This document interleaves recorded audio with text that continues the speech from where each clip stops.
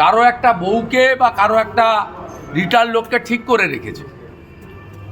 মনোজ পন্থ যদি এক্সটেনশন না পায় তাকেই হয়তো দেখা যাবে হিউম্যান রাইটসের মেম্বার করে দিয়েছে।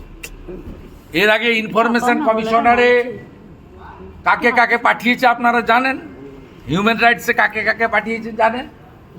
অতএব এই সংবিধানকে যিনি মানেন না তার মিটিংয়ে বিরোধী দলনেতা যাওয়ার প্রশ্নই ওঠে না। তারপরে সম্প্রতি খগেন মুর্মুর রক্ত দেখার পরে কোনো সুস্থ চেতনা সম্পন্ন মানুষ এই অত্যাচারী মুখ্যমন্ত্রীর সঙ্গে দাঁড়িয়ে ছবি তোলা যায় না। অতএব নবান্নতে তিনি ডেকেছেন বিরোধী দলনেতাকে 1 তারিখ 4টের সময় আর 4:15-র সময়। আমি যাব না, স্বরাষ্ট্র সচিবের চিঠি না যাওয়ার কারণ প্রাথমিকভাবে আপনাদের বললাম, লিখে কালকে স্বরাষ্ট্র সচিবকে জানিয়ে দেব